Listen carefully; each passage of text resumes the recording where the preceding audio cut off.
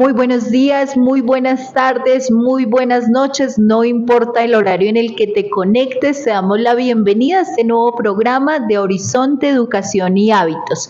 El día de hoy continuamos en ese análisis que hemos venido haciendo durante las diferentes sesiones acerca de la felicidad.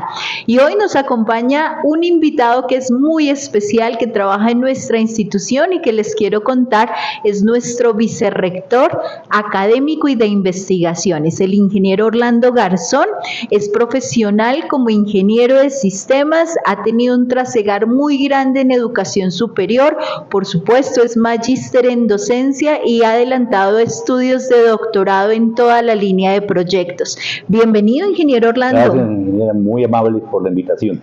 Bueno, estamos muy contentos porque aquí es donde nos vemos en esa realidad. Hemos pasado ya por un diálogo con la Coordinación de Bienestar. La doctora Ana Patricia, que te quiero contar, Inge Orlando, nos ha referido diferentes autores que han alimentado este proceso de felicidad acá en la institución, de cómo nosotros lo queremos concebir y cómo hemos hecho ese análisis riguroso desde autores que están enmarcados en la economía, en la ingeniería, pasamos también por la psicología positiva y bueno, hoy queremos cerrar esta primera parte de entregas de felicidad con algo que es bien importante, que es cómo se concibe esa felicidad en la institución y particularmente en la academia, la columna vertebral que tú diriges y que por supuesto tienes bajo todo el proceso de direccionamiento con nuestros docentes y nuestros estudiantes. Te quiero contar que nos acompañan no solamente estudiantes, docentes viendo nuestro programa, sino también padres de familia y es una concepción bien bonita. Por eso la primera pregunta que quiero hacerte, ingeniero Orlando, es ¿cómo concibes tú la felicidad? Bueno, en que concebir la felicidad es difícil, ¿no? Es difícil. Normalmente uno siempre lo asocia a un buen estado de ánimo, al positivismo, al sentirse muy bien, al estar tranquilo. Cuando nace un bebé, entonces el bebé sí tiene todas las condiciones normales, está calientico, está alimentado, se encuentra en plenitud total. Cuando cambia un estado, y el estado ya puede ser de hambre, entonces empieza el niño a sufrir, llamémoslo entre comillas sufrir.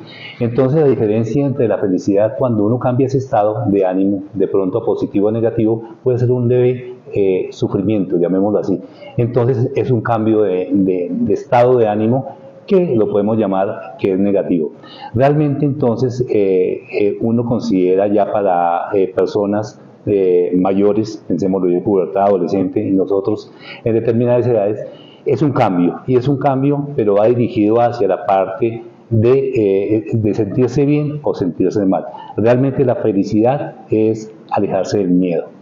Considero yo que esa es como la definición de felicidad. Bueno, muy interesante ese concepto, felicidad entendida como alejarse del miedo. Y entonces aquí tendría que preguntar a cada uno, cada persona, ¿cuál es su miedo más grande y cómo podría alejarse de este para ser feliz? Muy interesante, Vice, esta postura desde la felicidad. Creo que tienes un gran reto cuando diriges la academia en la institución, cuando tienes el gran reto de formar estudiantes en diferentes disciplinas, áreas de conocimiento, pero también trabajar con docentes, cada uno profesionales de diferentes concepciones. ¿Cómo empiezas a bajar esa felicidad ya a la academia y a entenderlo en ese proceso de enseñanza y de aprendizaje? Bien, que yo cuando llegué a la institución me encontré con unos lineamientos, llamémoslo así, una misión, una visión muy interesante, donde hay una palabra y la palabra que dirige estos principios, estos valores, se llama felicidad. No en cualquier institución que yo conozca o haya conocido anteriormente, y he trabajado en bastantes, conciben la felicidad como un valor, un principio fundamental para el proceso de enseñanza-aprendizaje. Entonces me parece muy interesante. Y lo otro es, dice, ok, tenemos esto como principio, como valor. ¿Cómo lo hacemos llegar a nuestros docentes, a nuestros administrativos o a nuestros estudiantes? Entonces, ahí hay diferentes procesos que surgen y son preguntas que tenemos que hacer. Crear un modelo para bajarlo a los estudiantes.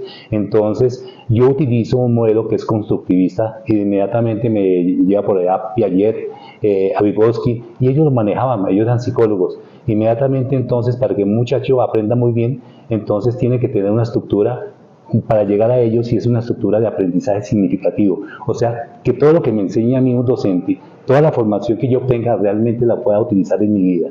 Si yo no utilizo la formación que me dan en mi vida, pues realmente entonces no estoy cumpliendo con el deber de que lo que estoy aprendiendo lo voy a llevar a la sociedad.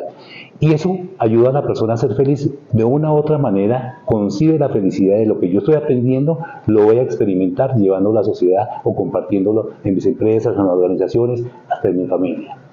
Muy interesante y mira, te agradezco mucho por explicarlo tan de manera sencilla.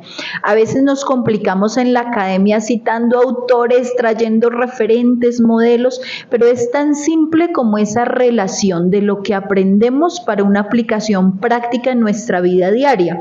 Y es en todos los entornos, porque tiene que ver con nuestro entorno familiar, nuestro entorno laboral, pero creo que lo has expresado de manera muy sencilla. ¿Cómo yo llevo ese aprendizaje para que en mi entorno sea productivo?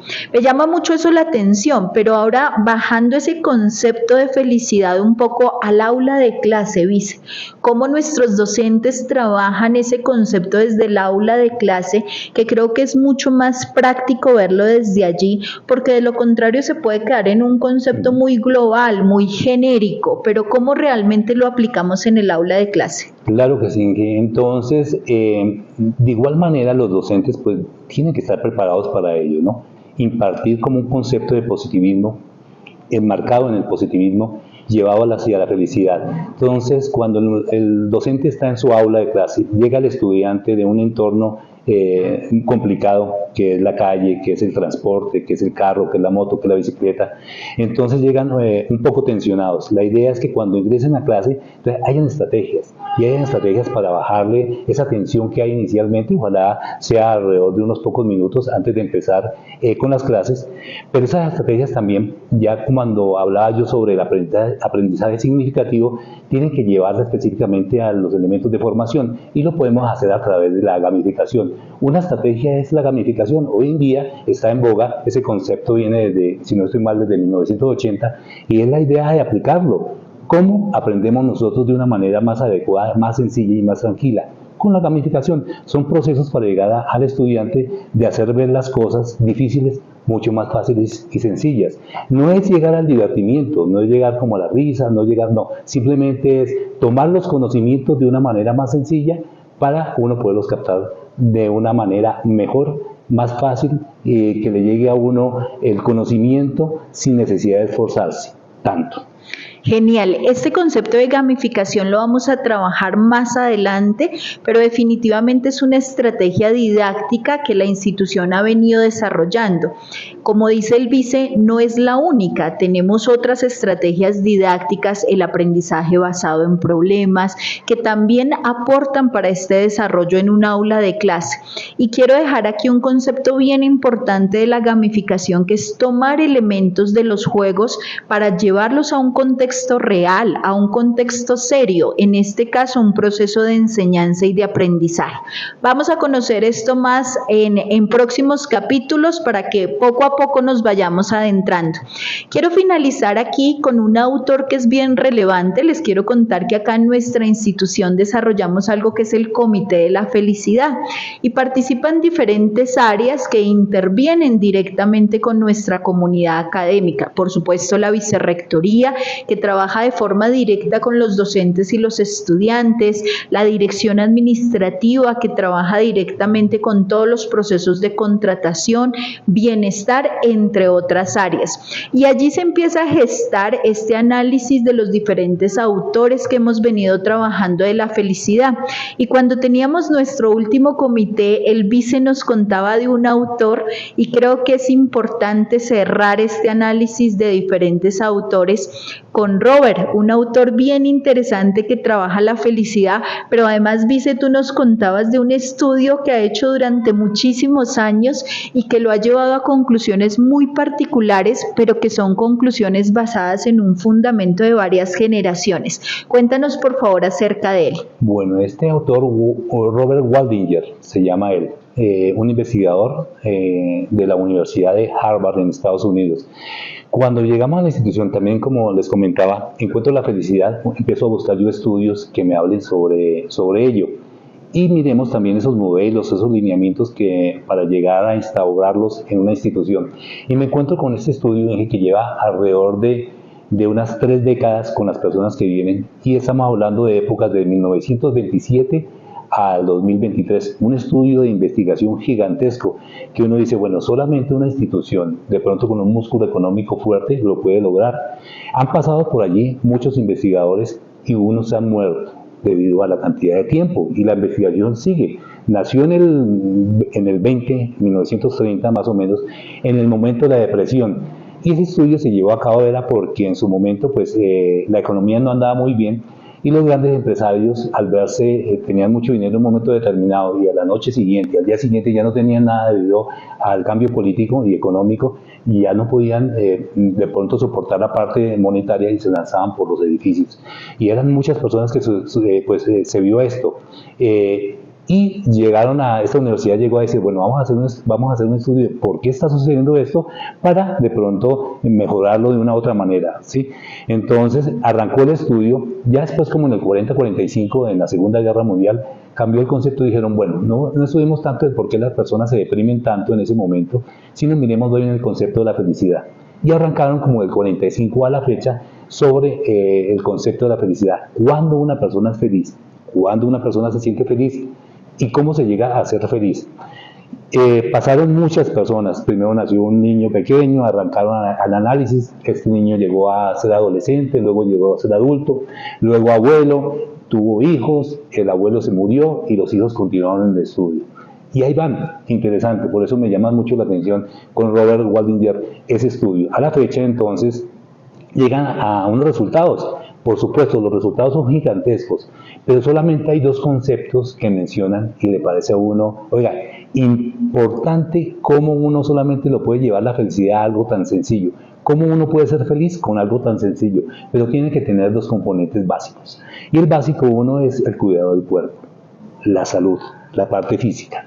Y entonces cuando le dicen a uno, usted tiene que hacer ejercicio, tiene que trotar, tiene que correr, pero de eso va amarrado con la alimentación. Entonces, sí, yo me ejercito, corro, troto, hago fitness, etcétera, pero también tengo que alimentarme muy bien, porque el cuerpo también es lo que uno come.